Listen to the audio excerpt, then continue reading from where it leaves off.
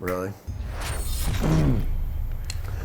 All right, what up, what up? Welcome to a Friday edition of The Sweat. He is Adam, I am Emerson, and hot damn, we've got it all tonight.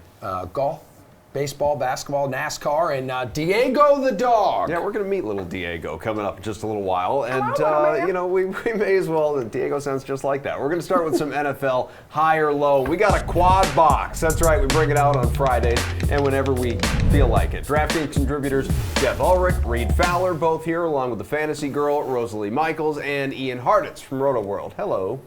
Hello, everybody. Hello. Hi. Great. Awesome. We're off and running. Jeff, the Browns visiting Baltimore. Cleveland's team total is set at just 19.5. That too high or too low? I would suggest this is maybe a little bit too low. I don't think it's egregious or anything like that. I mean, I'm expecting something like a 24-20 game. I'm expecting a closer game than the spread currently has it. But, you look at the Baltimore Ravens, they're going to be going without Jimmy Smith again. I mean, you can have a backup cornerback like Brandon Carr covering Odell Beckham Jr. It's not great. I mean, the Ravens have had trouble covering the pass at points this year, and they're a little bit banged up. Marlon Humphrey as well. They allowed 17 points at home to the Arizona Cardinals. That's without allowing a passing touchdown here. So I really do feel like Cleveland can put up 20 or more points here. And again, I think Baltimore is going to be able to score a few points too. Lamar Jackson obviously playing so well. But as far as this total, I'd say it's a tad bit low. Like I said, it's not egregious, but I would take the over if forced to choose. All right, Rosalie, how do you feel about this team total for Cleveland? I think Jeff is crazy. Yes. Yeah. Thank you.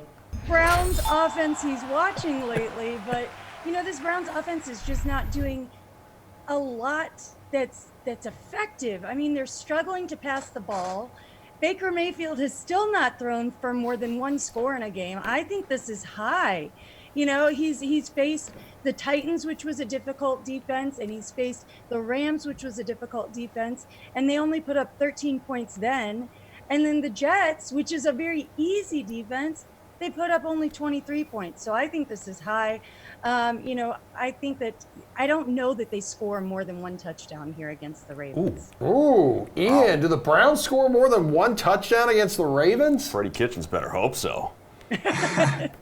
I don't know. It's wild how rough of a start it's been for the entire Browns offense. I mean, if you take away the one 90-yard touchdown Beckham got in the broken play, we'd really be talking about just the fact Baker's done literally nothing because he's already outside top 30 QBs and QB rating and just yards per attempt, completion rate. It's been terrible, and I think there's too much talent on this offense for them not to figure it out at some point.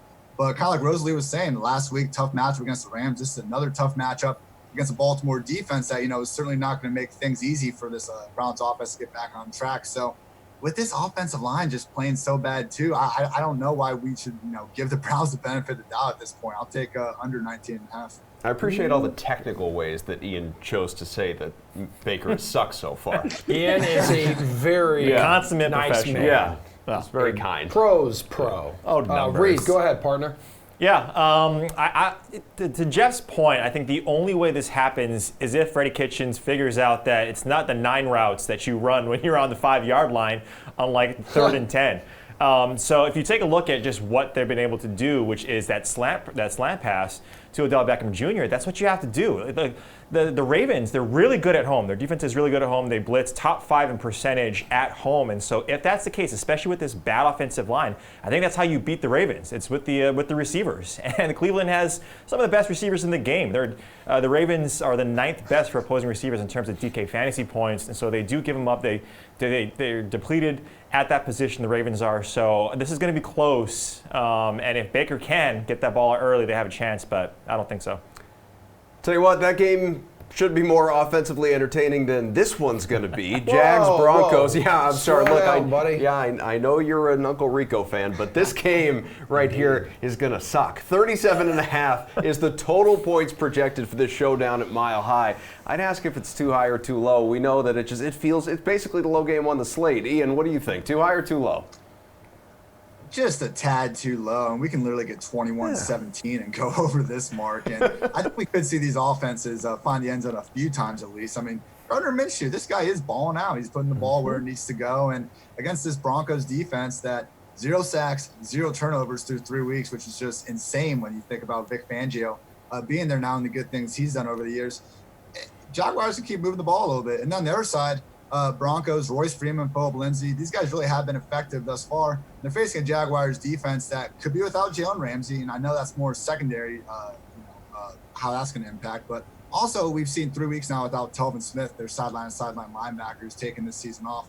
And the run defense just isn't the same there. So two defenses that I think have just been much better in recent years than they are this year. So I'll take the over. Called it too low and gave us 38 points with 21-17.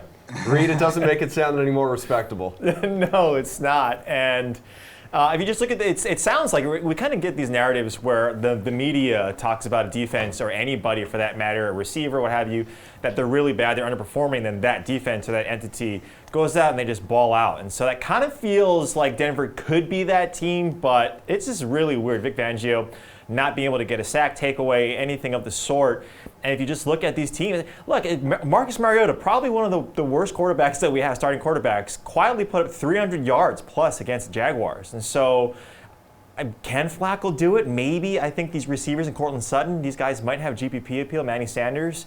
But, man, this just feels like it's going to be really low. I think you got to feature the running backs for your Denver. So, too low. It's feeling like 0-4 for, I think, the first time ever in Denver history if it gets to that point. Rosalie, how do you feel? Too high or too low?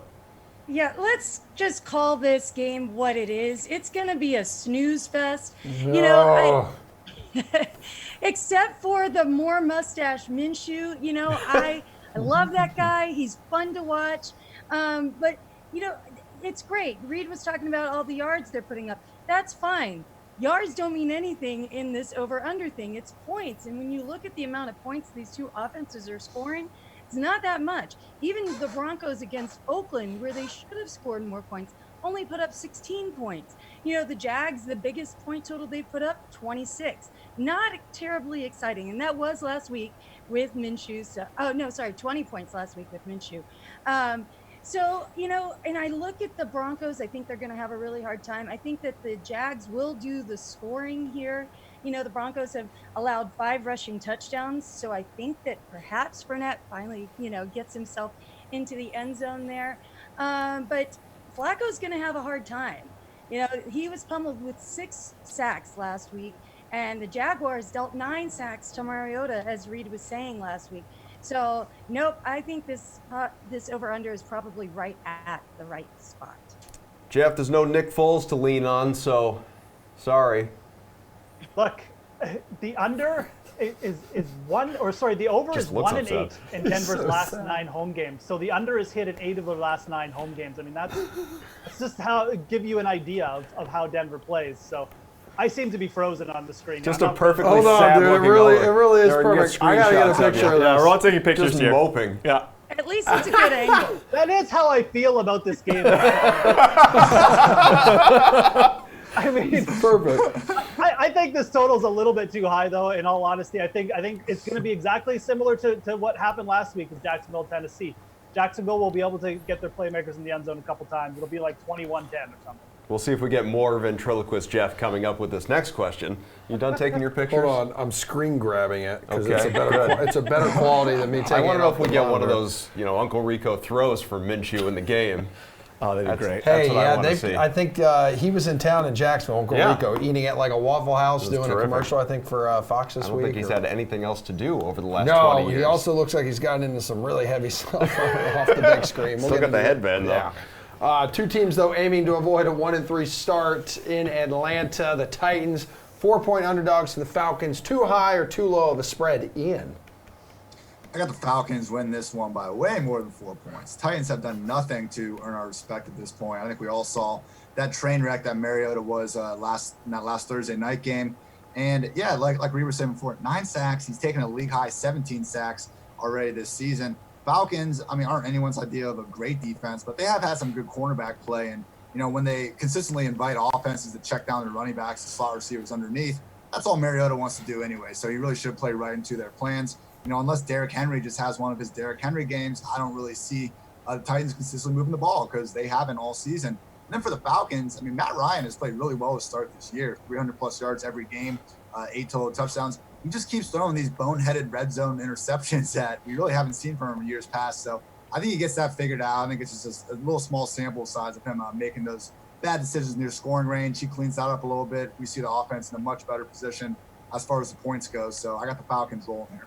Reed, how do you feel about this spread? Well, Ian mentioned it. I think that's what you have to kind of hang your hat on. I think this is too high. I think Tennessee is one of the more underrated teams. Yes, but when we look at this team, especially in prime time, they're pretty bad. They're really bad. The offensive line does hurt. I know you don't get Taylor Lewan back until week 5, but if you take a look at the secondary in this defense in Tennessee, they're really good. Kevin Byard, I know Malcolm Butler is Jeff's favorite guy, but Logan Ryan, these guys are really good. You got really athletic linebackers in JAdam Brown.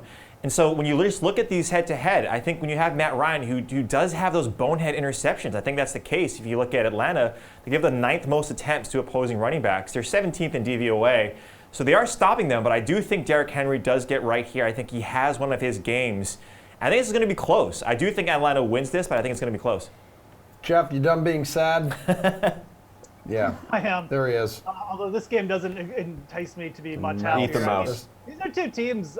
I'm not very high on either one of these teams, and I just lean with Tennessee. And I take the points here. I mean, again, Atlanta just lost one of their better defensive players, Keanu O'Neal. Tennessee's in a bit of a bounce back spot here. They're going to be able to work Derrick Henry a little bit better than they did last week, in my opinion. I just see an ugly game. And Ian's point about Matt Ryan and his interceptions, you keep turning the ball over like that, like it's going to affect your team. So especially in a place where you have to cover 4 points. Atlanta also has a pretty bad losing record against the spread as a home favorite over the past 4 or 5 years. So I'd lean Tennessee for all those reasons. Can you just want to see him go all Pac-Man on that mouse? I would love that. Rosalie, talk to me. Yeah, the guys have said most of it. It's just the Titans are just so inconsistent. But we do have to remember they did hang 43 points on Cleveland in that first game of the year. But the Falcons play differently at home than they do when they're away. They gave up rushing scores in both of their away matchups, but with the Eagles at home, they only gave up 46 rushing yards. So that concerns me for Derrick Henry. Because I think that for Tennessee to do anything in this game, they really have to get him going. That both teams struggle to move the ball with any consistency, but at least Atlanta has Julio Jones, which, that's a great go-to. And plus, I think they're going to rely on Austin Hooper again. They've allowed 3 touchdowns. The Titans have 2 tight ends through this season so far. The 4 points, I think Atlanta pretty easily covers that unless the Titans can really get Derrick Henry going. Okay, bonus question that I'm shocked we have time for. Reed, let's start with you. Melvin Gordon may actually play on Sunday. He's $7,700 on this slate. Of course, he hasn't played since last season. He had the long holdout, 65 days or so. Is this too high, even with no Justin Jackson? What do you think? Yeah, it's really tempting because the initial response is going to be it's too high just because he hasn't played it down yet. But if you just look at backup running backs, what Melvin Gordon is going to be come this Sunday, they've averaged over 100 yards and over a touchdown in all those games. Miami is bad. Miami is really bad. So even if Gordon has 10 carries, he is a talent, and I'm sure he kept his conditioning up. He's a talent that could break off a couple big runs. So I think it's too high, but it's very tempting in these big GPP tournaments. Zeke Elliott looked okay after his holdout, Jeff. Of course, Zeke is much better than Melvin Gordon. So what do you think? Yeah, it's just a really risky spot. Unless we get further clarification, like all of a sudden he's going to take 50% of the snaps. I will say this, Anthony Lynn, I don't think he's going to – he's one of those coaches where he really does feel like Melvin Gordon is his number one. So Melvin Gordon takes a couple snaps or the Chargers, get down like 6-0 by some chance of God, then I think he will start rolling Melvin Gordon out there more than usual. At the same time, I don't feel like it's necessary to pay up for $7,700 for Melvin Gordon because the more likely scenario is just they try and limit his carries, just get him back into game shape for next week, and just roll out of there with Austin Eckler doing like 60% of the work and get the win and move on to next week. So too risky spot for me, but there is some scenarios where Melvin Gordon could end up taking like 50% of the snaps and having a big day for sure. Ian, Jeff is relying on divine intervention for the Dolphins to take a lead in this game. Too high or too low for Melvin Gordon at 7,700? I'm not touching him at 7,700. I mean, Lim was saying yesterday that it was doubtful Gordon was going to suit up. I think it was just this Justin Jackson downgrade throughout the week that's making him available. And it's almost like he could be only active in this emergency type role. Austin Eckler is going to get fed. We've heard reports all week, there's a difference between working out with your trainers and being in game shape. And we saw Zeke, pretty much play at least a decent amount of limited snaps. So it is the Dolphins. Maybe Gordon goes in and screws up the entire slate off 3 days notice, but I'm going to be fading him there. Go down to 6,400 and get Nick Chubb, who just played 97% snaps last week and is also going to have a small ownership. Rosalie, you also looking to pay down, or would you give this a shot at 7,700? Yeah, I'm definitely not going to pay $7,700 for Melvin Gordon because, Reed's point, if he gets 100 yards and a touchdown, but you know what? At $7,700, I want 100 yards and multiple touchdowns. That's not your $7,700 price tag. The only kind of benefit to it is it's not going to be quite as chalky as Austin Eckler is going to be. But I don't think that we're going to see him carry the ball all that much. He said, Anthony Lynn said limited snaps. So I'm thinking if they get up high and they pull Eckler later in the game, then maybe they throw Melvin Gordon in there just to get his feet wet a little bit. But now $7,700 is too risky. Reed over here shaking his head, incredibly flustered. Not as flustered as we are, because we just saw the free food disappear. Walking right out the door. It's okay. There were hundreds Cases of thousands of chicken wings. An offensive amount of food that we were going to eat after this show. All right, it's fine. We'll have you back a little bit later to discuss the underdog parlay of the weekend. Yeah, I'm sure Diego would have loved a wing or two. Why not? Find out which teams are picking up an odds boost after your conversation with the Sports Pope. Francesa Friday. Happy Friday. I'm Brendan Glasheen, and with your DraftKings Fantasy Flash, huge night for Davante Adams, but it's a damn shame he got hurt. The Packers wideout reeled in a career-best 180 receiving yards on 10 grabs, 23 DraftKings fantasy points, most of that damage done in the first half. Then in the second half, we saw him wincing on the sideline, trying to get back in the game.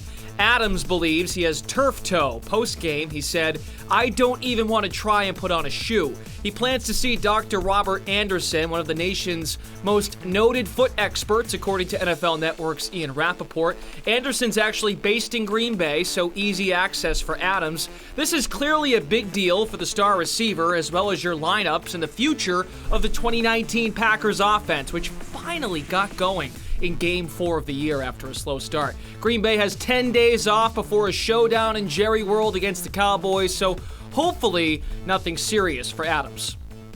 I want to start with the CBA because there's a new collective bargaining agreement proposal on the table that I'm sure you've seen from owners. It includes moving to a 17-game regular season and eliminating preseason games entirely. What do you think? Listen, they wanted 18 games. That it's a non-starter. I've told everybody that for years. I have been told that by owners that I trust. They couldn't even get a beginning dialogue with the players on 18 games. Now they come back with this one, 17 games, and eliminate the preseason. They act like they're doing the players a favor by eliminating the preseason. They have to eliminate the preseason. They can't sell the preseason to anybody anymore, including the fans. So the idea of the preseason games being charged admission or on television are gone. Those days are over. What you'll have is controlled scrimmages between designated teams. You'll spend 3 days with this team. You'll spend 3 days with that team. There'll be controlled scrimmages. They'll probably be more useful for the coaches than the games are. The bottom line is they're not sellable anymore to anybody, and the NFL can't charge fans for these games anymore. So with that down the tubes, they come up with that as a payment. The players, if they're smart, they'll hold the line, and they will get a big pop, whether it's in healthcare, whether it's in pension, whatever it will be, because the owners want this dramatically for 3 reasons. Number one, they want to control the month of February. They want to back the season up and control the month of February. Number two, they want more playoff product and more product because they want to make a big splash into the streaming world in the next couple of years where the rights fees for them are going to be astronomical and the competition enormous. And they want to back up September a little bit, start a little later in September, which the first 2 weeks are not great for them. So the players, if they hold the line, which they rarely do, will get paid here because the owners want this in the worst way. Let's zero in on the Giants a bit because there is a ton going on. Some good, some bad. We'll begin with the good. Daniel Jones debuted last week. Guy known as Danny Dimes at this point delivered 4 touchdowns and a thrilling comeback win in Tampa. Big Blue fans are all in. I'm sure you've been hearing from them on the radio, but are you? No, not after one game. I thought he played very well, and I thought you saw two things that really stuck. We all knew he had an okay arm, so that wasn't going to be the issue. And I don't like the nickname at all. Number two, he showed me two things: mobility, which was obvious, and the other was poise. He had a lot of poise. He did not get rattled in any way. It's one game. He could not have had a better game, and it ended up storybook because they missed the 34-yard kick that should have been right down the middle, which has got to be made. If they're 0-3, it takes a little steam off it. But it was a terrific comeback. He played really well, and he was poised, and he was mobile, and that's the things I think they hope to build on. Saquon Barkley got hurt in the win, though. He's not going on injured reserve, at least not yet, Right. but he is out at least a month with that high ankle sprain. Is there any chance that Wayne Gallman can help, keep New York afloat, keep them competitive while he's out? No, I mean, he's not Barkley. They'll have to go around it. Yeah. They'll use a lot of two tights. I think they'll use a lot of wide receiver packages. They'll get Golden back in one more week. They got Shepard back last week. They'll use the backs and the tight ends for the dump-offs. They'll be like extended running plays. And then they'll use Goldman and probably Hillman to keep them honest. Maybe they get 15 carries between them. They'll be predominantly a passing team. You'll also see some option, I think, with this quarterback. I think you saw them run a read option on the goal line. I think you'll see a little option play. I think the quarterback will have 3 or 4 design runs in the games, and I think they want to do that, which is the biggest thing between him and Eli is his mobility, without any question. And he's 22 years old, so that he's got fresh legs. But no, Barkley will be anywhere from 4 to 8 weeks. You really can't tell, is my understanding. Everybody's 4 weeks with this injury. Guys who would take a long time are 8. Some guys heal fast at 5. So you don't know if he's 5, 6, 7, or 8, but he's at least 4. And he's no more than 8. He's somewhere in between there. You are not a Baker Mayfield guy. He is clearly not a Rex Ryan guy. Ryan said that Mayfield is overrated. The QB said the old coach isn't even rated because he doesn't have a team. Do you like Baker's swagger? No, I think Baker Mayfield should shut up until he plays better. Listen, I thought Baker Mayfield was okay last year. I didn't think he was great. I thought people overrated him.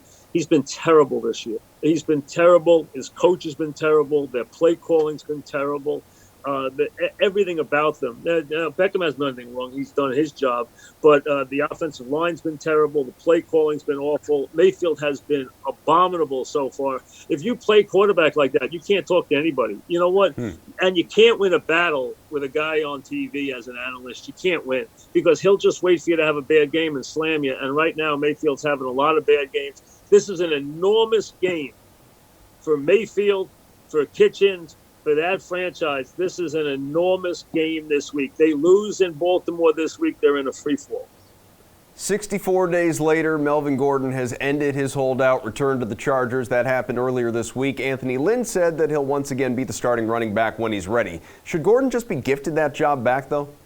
Yeah, it's his job. If he's the better player, give him the job back. Hey, listen, I thought what would happen with Gordon would happen. It was one of two ways. Either you have the leverage or they have the leverage. When it came to the Cowboys, the back had the leverage. When it came to the Chargers had the leverage. That's what it comes down to. You have to know how to play your hand. I don't care what business you're in. Our business, football, baseball, basketball. You either do or you don't have the leverage. Both don't have the leverage. One side always has the leverage, and if you have the stick, use it. If you don't have the stick, understand you don't have the stick. That's the way it's got to work.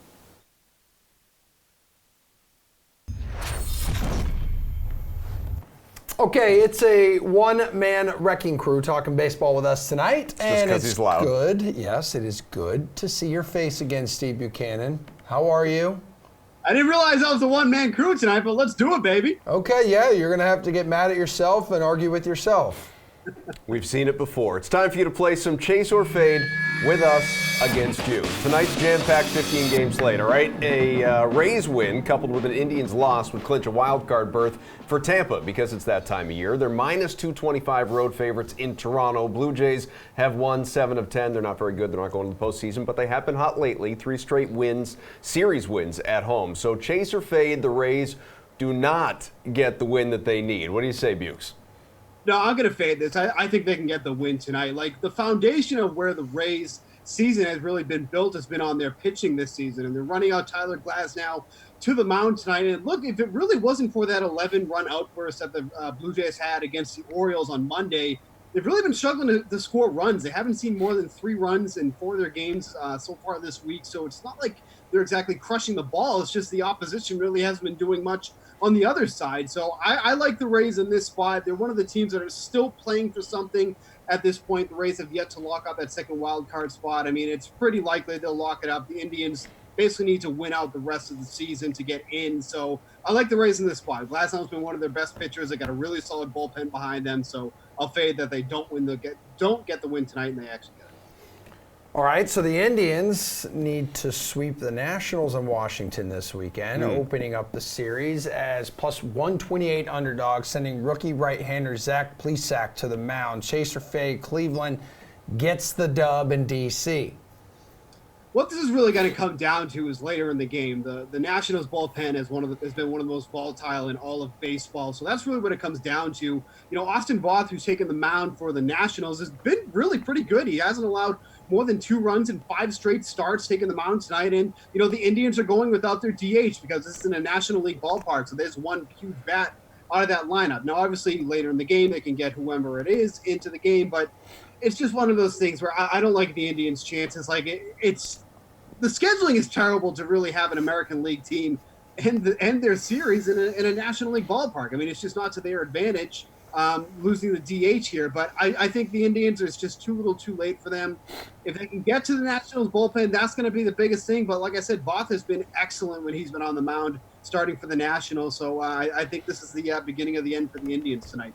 All right, let's see if we can get you a little upset with yourself here. Again, big 15-game slate. You got Walker Buehler of the Dodgers. He's got the largest projected strikeout total at 7.5. Still kind of modest, but it is the largest as LA battles San Francisco. Now, he has gone over that total only twice his last 5 starts, so could this be a 3rd out of 6? Both those times he had 11 Ks. He went well over. Chaser Fade Buehler hits the over tonight. I think if this was any other time except tonight, I would take the over on this one. And the reason being is because, you know, this is kind of a tune-up for the Dodgers. Like, they're obviously in the playoffs.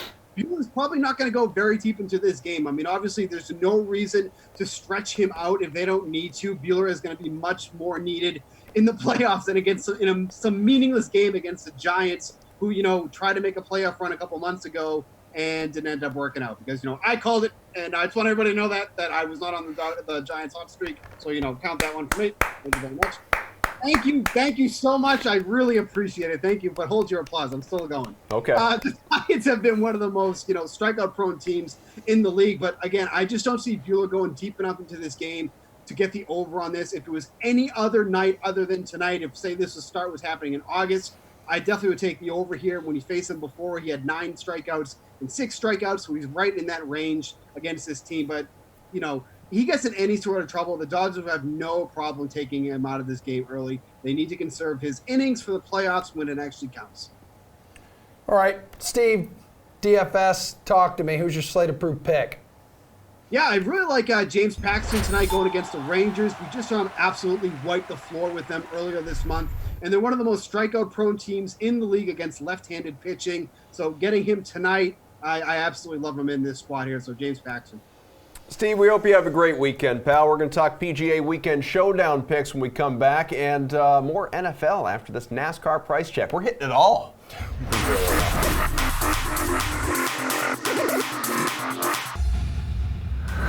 Welcome to the Price Check. I'm Pierce Dietrich. Let's look at the salaries for the Roval.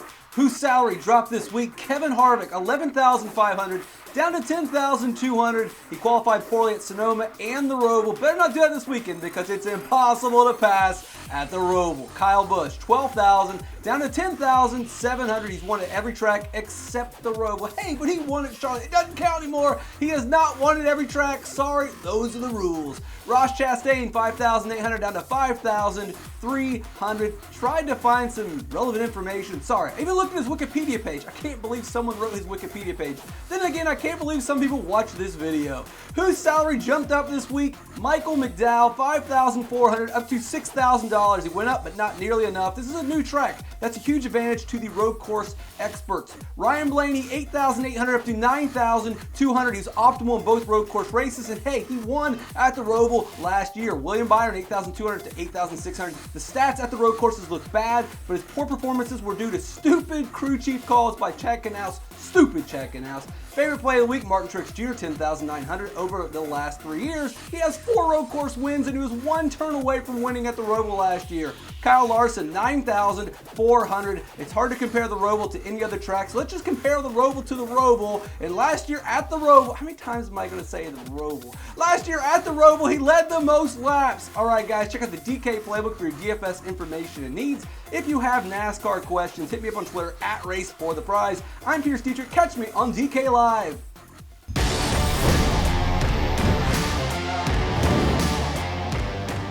Unbeaten Cowboys at the Drew Breesless Saints. That's your Sunday night showdown presented by Kentucky Fried Chicken, but this time KFC is Kaufman's fantasy competition, guys. Let's dive in, all right? Adam Kaufman, DK Live's Reed Fowler, Steve Buchanan. Dallas is favored. That does not mean it's got the best player, though, Reed. So who's your Colonel's pick for your captain actually is spot? going to be from Dallas. It's Amari Cooper. And this guy's gotten a lot of touchdowns so far. Look, New Orleans, they're not necessarily good against the receivers. This is kind of their MO. They start really slow against the pass, and they pick up towards the end. Amari Cooper has about 4 touchdowns. New Orleans giving up 5 to the opposing receivers. So give me Amari. Steve-O, another Cowboy? No, this time it's going to be from the Saints. It's going to be Alvin Kamara in this spot. You know, the Cowboys have been very good against the run, but one area they've been lacking is passes out of the backfield. We've already seen opposing running backs get targeted against 30 times. They've allowed 20 receptions, over 150 yards, and we just saw Teddy Bridgewater target Kamara 10 times last week, so he's definitely someone that he's kind of leaning on at the moment. Bukes, who's your next pick? Yeah, so it's gonna be Randall Cobb here. If there's a way to attack against the Saints, it's with slot receivers, and that's what Randall Cobb is here. PJ Williams is their primary man who covers the slot. He's been targeted against already 15 times, allowing 10 receptions, 108 yards, and a touchdown. It's gonna be a sneaky game for Randall Cobb. Reed? Yeah, it's going to be Jared Cook, and if you look at the Saints and then Teddy Bridgewater, he's probably going to go to those intermediate routes. We see when he came in for Drew Brees, he targeted Jared Cook 7 times in that game. Look, he's not catching a lot of balls, but there's a lot of volume. That's what you need in a tight end. Again, he could get in the end zone. Dallas is 6th best for opposing tight ends, so give me Jared Cook. Okay, we're out of time. That'll do it for the latest installment of the Sunday Night Series presented by KFC, where you can get free chocolate cake. These with any 10-piece bucket meal or larger.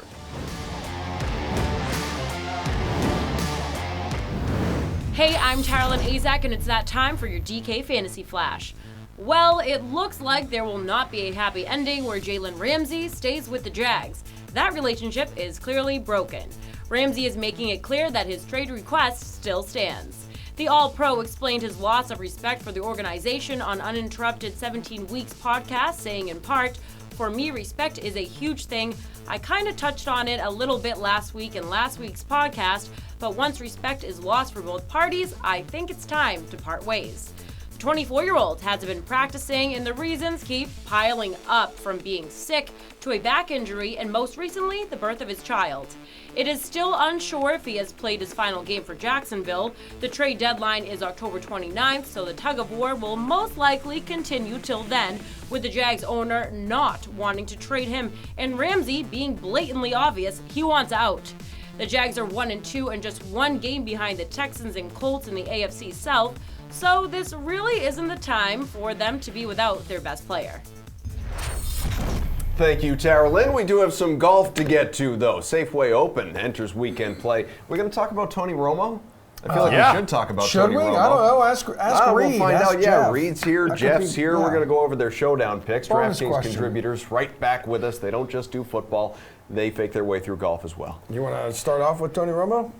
I mean, maybe if we have time. Okay. Sounds good. All right. Reed, Justin Thomas, Hideki Matsuyama, Adam Scott. All 3 golfers priced over $10K for the weekend contest. Do you like any of this trio for the final 2 rounds?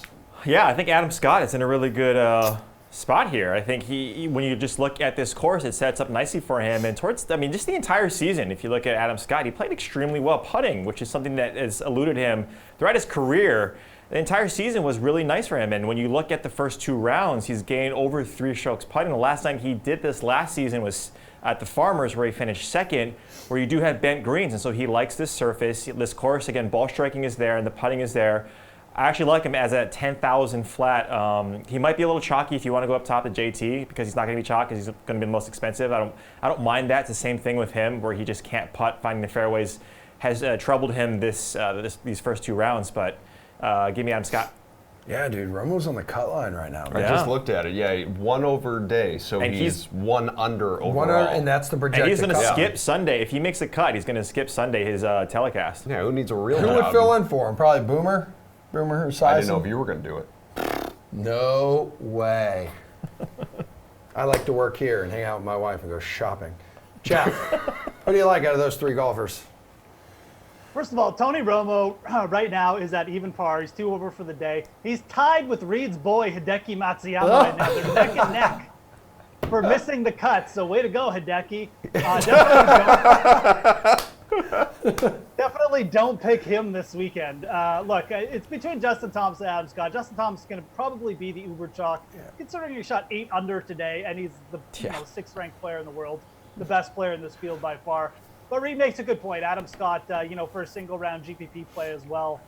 He's putted well to start the week. He's had a little bit of a regression today, but definitely when he gets the putter going, he can contend in a tournament like this. So cash games, I would just fire up Justin Thomas again. But Adam Scott, is definitely in play this week. Don't count out Romo. He still has like 8 holes left to play today, too. He's got a ways to go. All right, so let's, is it Dylan Fratelli, I believe, with a great second round? He's at 7,900. How interested are you, Jeff, in this guy this weekend? It's Dylan Fratelli. Okay, that's how you pronounce it. Yeah, that's South African, dude. Or it's South African. Yeah, thank you. That was terrible. Our graphics department has rejected that pronunciation. That is not how South Africans talk either, so it doesn't matter. But look, Fratelli played extremely good last week. He was a player I think a lot of people were targeting coming in, including myself. Really strong tee to green stats last week. He's fired up the putter today. He gained over 4 strokes putting, so you're a little bit worried whenever a player goes that low with the putter, that the next round might not be as good. But I feel pretty confident. I will say in his price range at 7,900, I'd much rather go down to Cameron Champ, who's looks like he's regained that form from the start of last year. He's top 5 in strokes gained tee to green right now. So I'd take Champ over Fratelli, but Fratelli should definitely be on your short list regardless because he's playing so well. All right, Reed? Yeah, I actually like him. I liked him coming into this tournament. He might be an easy fake because if you look at the stats, what we always talk about is we want the ball strikers and then the guys who are, fading the guys who putt really well just because that can change. And Fratelli is 5th. In the field in strokes gained putting over the last 2 rounds. But what you really like with him is that his approach, while it's bad right now, I think he's 79th in the field. Coming into this tournament, he was number 1 over the last 3 rounds. And so that's what you really like about Fratelli. He's been playing well against these fields that are, semi-tough. This is not really a tough field. But at this price tag, like Jeff mentioned, it's sort of the same thing that what he talked about with JT, that he just rattled off a ton of birdies. Cam Champ was that guy in round 1. He's been that guy, right? He can hit the ball a ton and make these birdies. I think a lot of people are going to gravitate towards Champ, and Fratelli, a guy that you'll see just in the stats alone doesn't really jump off the page. I really like it because of what he did coming into this tournament. All right, I'm looking at this leaderboard here. Anyone who's come out hot, though, who you're actually going to fade this weekend? Yeah, it's Jeff's boy, Adam Hadwin. Get him out of your lineups. Don't have him in the weekend lineups. It's the same old story with him. He's an extremely good putter. That's really what gets him going. He's been putting really well towards the end of the season and then in this round specifically, but he's just not hitting his fairways. Emerson knows that because he's another guy who can't hit his fairways when we go golfing. That's actually not true. That's only if I'm drinking. 100% true. But when you just look at what this tournament and what you need, that's going to catch up to you more so than the putting. I think that stays the course with Hadwin. He's just an extremely good putter. If you don't get in the fairways, even though the rough's not too penal, I think this is going to hurt him. So I'd fade Adam Hadwin. All right, he is T13 right now. Jeff, what do you think, man? First of all, Tony Romo just made another bogey. He's done. Don't you ruin this for me, Jeff. Don't you there ruin we this. Go. Let's go, Hideki. Looking like Tony Romo is going to be announcing football this weekend. So But as far as a real fade candidate, as someone who's going to be playing the weekend, Francesco Molinari shot 6 under yesterday. I'm sure some people are a little bit interested. But look, he's top 5 strokes gained putting. He's really not playing that well. He's actually 1 over today, and he's still just putting the lights out. So really, it's just his putter that's been saving him. Again, it's a straight-up fade candidate for me. He came over from England last week. Had traveled halfway around the world, so the jet lag might be catching up to him. But Molinari would definitely be on the top list of my fade candidates. Okay, let's jump in. Slate approved time, all right? Because we are running short on this segment. We got more football coming up. So who is your Safeway Weekend Showdown lock, Reed? It's going to be Corey Connors, right like the Canadians this week. He's second in ball striking. He's really good off the tee. He's just got to get his putter going, so give me Connors. Jeff, who's the guy you're banking on? Well, I'm just going to go with the guy I banked on before, and that's Romo? Harris English. 6 under par. He's lurking back there. A big weekend by Harris, and we'll get her done, and we'll get a win in the books here to start the year. All right. You two hang tight because we do need you for NFL Chalk Report, and we want to get your take on the parlay of the week. But first, we do have the guys at the Pat Mayo Experience, I believe, talking UFC. There's a lot going on. The next fight is Gilbert Burns against, you lost it for yourself, Gunnar Nelson. Now, it could be Gilbert Burns if he is Francais, but Gilbert. I don't know about that. Burns is 8,300 minus 145. Nelson 7,900 plus 125 here. How do you do with these fights, like DraftKings wise? Like, if you don't have, do you have a strong lean on this fight? And if you don't, do you stay out of this low 8s, high 7s area and try to go with the super dog and the high price guys? Or do you go towards the middle? Yeah, if I had a strong lean on it, especially because both guys have the type of style that if you got a good lean, they've got the skills to score you big. It's just the way they match up against each other, I'm not fully seeing it. And if I was a Burns fan, I'd be concerned the fact that Burns has taken a lot of fights short notice. Now that he's back at 170, he's not exactly that big threat physically at the weight class.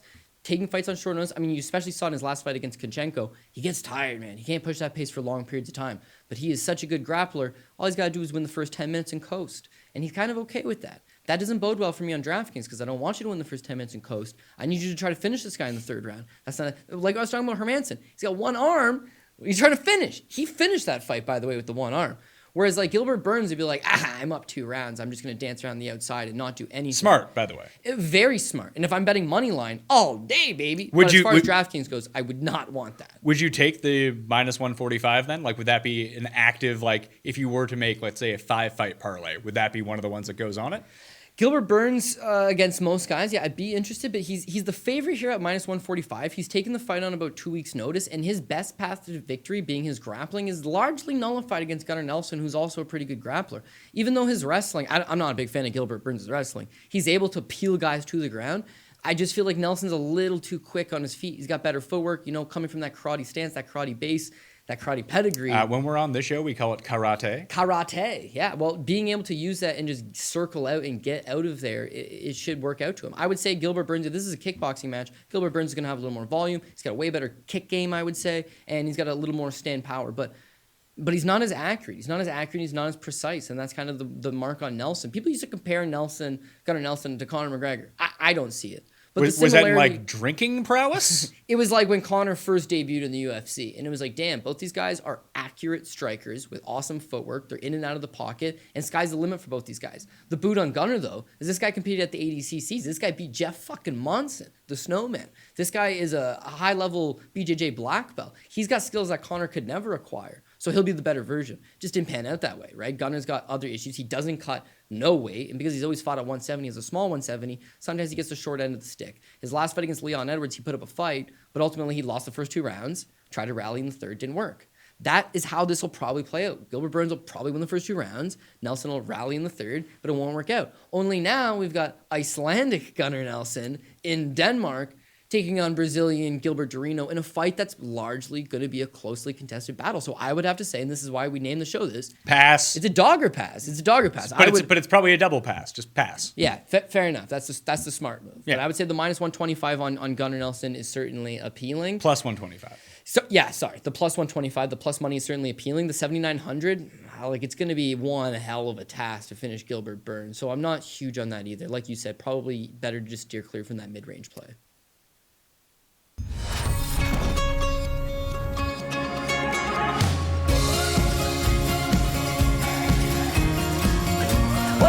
everybody, I'm Jesse Cofield. This is Diego, and we're here for this week's edition of Underdog Parlay of the Week. This week we have 3 team parlays.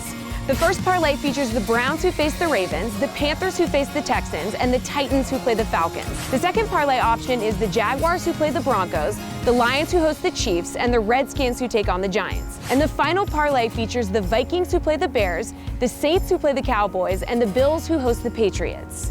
Diego is going to pick which of our 3 parlay options is getting boosted, and bettors, you're going to want to get in on this action because last week's parlay hit.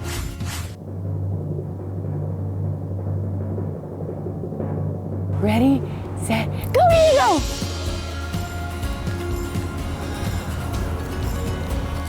Diego has spoken. We have a parlay odds boost of the week.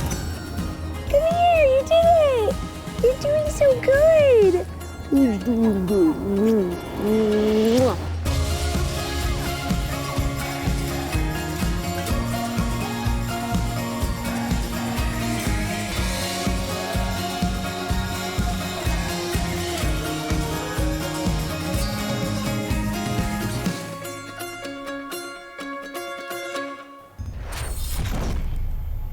You know, a lot of energy there. Amazing. Well done, Diego. You little fluff muffin. Even passed over one. Why we were did Jesse talking have to about. come out up top though and be like, "This isn't my dog"? Like, just it doesn't matter. If it's Just not own your it. Take dog. the dog. I mean, Keep the dog. That's what I'm saying. I mean, Samir in the back might get a little upset. That's his parents' dog. So Right. technically, that's his brother. Right. I guess. It's not Len's dog, Diego. No. It's someone else's There it dog. is. There it is. Samir's. You Okay, guys all know let's- Len Don Diego. He's Yeah. a soccer analyst here. Let's go. Okay, our NFL squad is back. DraftKings contributors Jeff Ulrich and Reed Fowler, the fantasy girl Rosalie Michaels, and Ian Harnitz of Roto World. Thanks for putting up with us. Nobody thinks we're funny. Guys, this week's Underdog 3-team parlay, you saw it right there on the screen, Jacksonville, Detroit, Washington. So the odds go from plus 1935 to plus 2150. What is the strongest team of the bunch, and who's the weak link? Rosalie, let's start with you. Well, I was actually going to bring my own pup in for some help on this one. Yes. So, but she's currently napping under the desk. Wake her up. You can't get good help anymore. But, far be it from me to say that a dog is wrong ever. Diego is way too cute to be wrong. But, the strongest team here is obviously Jacksonville. They've got the best odds of winning this game. I think they will win that game. But Detroit winning is just not going to happen. It will not happen. I like Washington, especially if they do put in Dwayne Haskins. We could see some really interesting stuff. I do think that the Giants are going to win that game, but I think that if they bring in Haskins, it could shake things up a bit. But there's no way Detroit gets by in this particular parlay. Okay, like the boost there, Ian. What do you think? I don't care if you're a dog, cat, human. If you pick against Patrick Mahomes in a dome, you're an idiot. So be better. Like, this is just ridiculous. Your owner should be. Like, that's an awful pick. But I do like the Washington over the Giants call because people don't realize how bad this Giants defense is. I mean, Danny Dimes he got that win last week. Good for them. But the only defense that is allowing more yards per play and yards per pass attempt this year is the Dolphins. So Giants, low key, pretty awful on that side of the ball. So maybe Case Keenum and company can figure it out.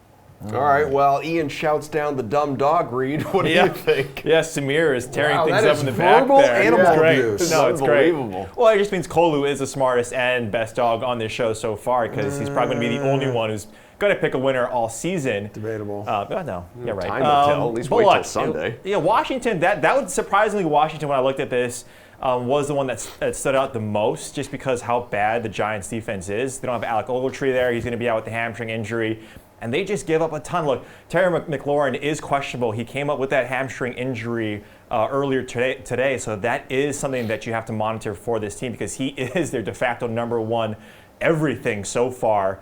But yeah, it's just you. And then in Jacksonville, right? That could go up in the air. It's Gardner Minshew on the road against a strong-ish defense that should be pinning their ears back against that team. But I mean, the weakest has to be Detroit. I mean, Stafford questionable as well. Come on. Jeff, strongest team, weakest link. Yeah, first of all, I mean, shout out to Kalu, who obviously had been learning from all of Reed's mistakes with the hit last week, and that was massive. Plus 700. I really like the Jacksonville pick. I mean, that's definitely the strongest week for me. They're very live as an underdog. I really do think all these three teams are live to win. I'm not saying Detroit's necessarily going to win, but all three of Kansas City's losses last year came on the road. It's not a dunk spot. I mean, Detroit hammered the New England Patriots, everyone forgot, at home last year. I haven't forgotten that. Nope. Groaning in the background. Haven't forgotten. Still won the Super Bowl. All three of these teams are live. I actually kind of really like this parlay, considering the odds we're getting boosted up to plus 2,100. Obviously, Detroit's the weakest link. You have to beat Patrick Mahomes. It's not an easy task by any means, but kind of like this. You remember last night when you said you would change your dog's name to Emerson if Aaron Rodgers threw one interception? Yeah, I remember it. I was here. Because I remember that, and he threw one interception last night. So congratulations, you're now the proud owner of Emerson the dog. Sorry. Not much different than our Emerson, the person here. Yeah. My dog and I were sweating that bet, Emerson, and since it was 3, we weren't sweating at all. Oh, it was 3. Now you're changing it to 3. Wow. Yeah. Okay, great. You're a man of your word. Let's wrap things up with an NFL. One wouldn't be all that bold. It's a hell of a move. All right, we got an NFL chalk report to wrap things up. Dog's name on one throw. Stop. Sorry. So who will be chalk on this Sunday's NFL slate, starting at quarterback? Rosalie. It's got to be Mahomes. Mahomes, 7,500, highest in the slate. But you know what? He is money. He may have faced some of the best defenses in the NFL so far, but he still hasn't dropped below 374 passing yards or 3 touchdowns in any of those games. I like when I'm paying for a lot of money for a player, I like a lot of touchdowns, and you're going to get that out of Mahomes every week. And he's thrown no interceptions, only sacked 3 times. The Detroit defense, you know, the DK shows that they're the 29th ranked defense, but they're a bit tighter than that versus the QB. They allow 21.6 DK fantasy points, 287 passing yards, and 1.3 passing touchdowns per game. But they haven't faced Mahomes. So he's going to be chalky. People are going to pay up for him. He's the biggest chalk. All right, Jeff. Daniel Jones, huh? Yeah, Danny Dimes. I mean, look, everyone's going to go back to him. He's basically the same price as he was last week, going up against the Washington pass defense, which is like, you know, becoming like a historical figure in terms of how bad they are against guarding against the pass. So this is going to be massive chalk. I still think he's actually a very solid cash game play for sure, just because of the price and the rushing upside. But as far as GPP pivots go, I mean, if you look in that range, Jacoby Brissett's $100 more expensive. The Colts have a 26-point implied team total, and they're 7-point favorites at home. So it's kind of an easy pivot there, if you ask me. But Daniel Jones still in play, going to be chalk this week for sure. All right, Ian. I got Russell Wilson at 6,100. It's his lowest price tag of the year, even though we just saw him go for over 400 yards last week and rush for 50 yards and 2 touchdowns. So it seems like he's added that dual threat nature back to his game. I know he's not going to probably get that same comeback, spot this week with this game script against the Cardinals. But with that said, I mean, even if we're assuming like it's going to be a blowout, the Seahawks have to put up points for that blowout to happen. And any QB this season has just balled out against this Cardinals defense. Matt Stafford was QB4 in week 1, Lamar Jackson QB2, Kyle freaking Allen was a QB6 last week. So fire up Russ Wilson. We got affordable stacking partners with Tyler Lockett and DK Metcalf. And, you know, he's good for cash games, but I'm fine with rolling with the Seahawks guys in tournaments as well. Reed, you and Jeff are on the same page. I know. I weird. Saw that. It's really weird, but Jeff makes some good points every now and then. It's going to be Daniel Jones, and if we can use a Sigmund Bloom, a good follow on Twitter there, his nickname for Daniel Jones is Steely Dan. So that's Danny Dimes business. So yeah, Steely Dan, I like him. I like him as I like him as even with if you're 60. Here we go. You're like Kaufman. Be quiet. Right. You like his floor as a rusher, too. If you look at Washington, they give the 4th most rush yards to opposing QB. So, yeah, hit up Steely Dan. I want to know what the hell he meant by that. All right, let's go to running backs. There's a next. Handsome? Yeah, obviously. Remarkable. Rosalie, why don't you start us off here? Oh, gosh. I'm still on the Danny Dimes, Steely Dan thing. I just call him Danny Boy. So We're each going to have a nickname for him by the end. Danny boy. You guys are from Boston. Danny You love boy. that, don't you? So, I'm going Eckler here at the running back position. Ooh. I think that he's actually still going to be pretty chalky because I think that people will think that everybody's coming off of him because of the Melvin Gordon news. And so they think they're going to fire him up and that nobody else is. But I think you can't not go Eckler here. Again, Miami's got the worst rushing defense, allowing over 200 rushing yards a game and 37 fantasy points to the running back position. There's no Mike Williams, probably no Travis Benjamin. They're going to have to throw the ball somewhere other than Keenan Allen. So Eckler's your guy. And to think we've been debating whether to play Melvin Gordon. What do you think, Jeff? Running back. Yeah, I definitely agree with Rosalie. For once, we agree. Eckler's going to be chalky. Just that there's no Saquon, no Ezekiel Elliott on this slate. But I'm going to go down a little bit. I think Mark Ingram, just considering his recent run of touchdown production and the fact everyone's so down on Cleveland, I think Mark Ingram's going to be pretty chalky this week. And again, the lack of upside RBs, no Saquon, no Ezekiel Elliott, no Alvin Kamara on the main slate. I just think people are just going to drift down and figure, I'll get the same production of Mark Ingram. I don't necessarily like Ingram. I think the Cleveland Browns run defense is actually really good, and they haven't allowed a 100-yard rusher. So if I was in that range, I'd probably go down to Marlon Mack. But I do think Ingram's going to pick up a lot of ownership. I think people are just going to get on that train and just figure they're going to get another multi-touchdown game. Mr. Harditz.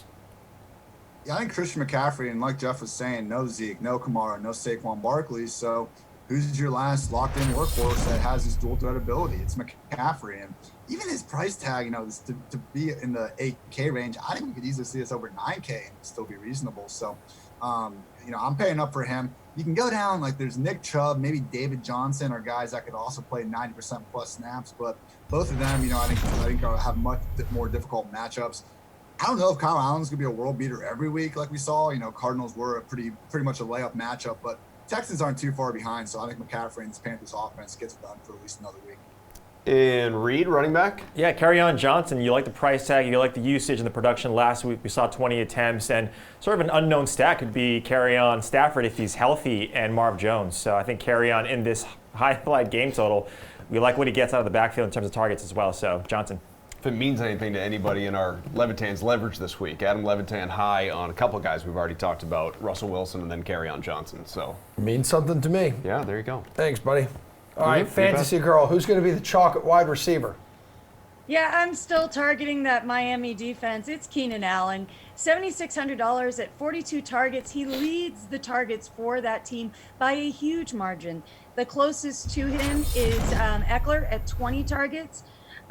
So 3 touchdowns, 31.2 fantasy points per game versus that Miami passing D that allows 2.3 passing touchdowns a game. Like I said before, no Mike Williams, probably no Travis Benjamin. Dontrell Inman might be a really good sneaky play because, that's all they've got. That's all they've got. And Inman and Rivers have a nice little chemistry with each other. So, but Keenan Allen at 7,600. All right, Jeffrey. I mean, again, going up against Terry McLaurin going up against the New York Giants is definitely my pick here. McLaurin's had an interesting day because reports came out early. Was he going to play with this hamstring? But now reports have come out. It was just a tiny minor pull, and everyone's very confident that he's going to play. And going up against the New York Giants defense allowed 6 touchdowns already to the wide receiver position. Obviously, everyone watched Mike Evans absolutely just pummel them into submission last week. I mean, Terry McLaurin has scored each of the first 3 weeks, he's only 4,500. I think just people are just going to absolutely gravitate towards him. Again, an easy pivot, and I'm not saying you don't have to play Terry McLaurin, but if you're worried of re-injury in game, Paul Richardson saw 9 targets last week. He's going up against the exact same weak secondary, and he's a lot cheaper. So there is a pivot there, but Terry McLaurin definitely I'm expecting to be uber chalk in a really good spot. Under 2 minutes to go in the show, Ian.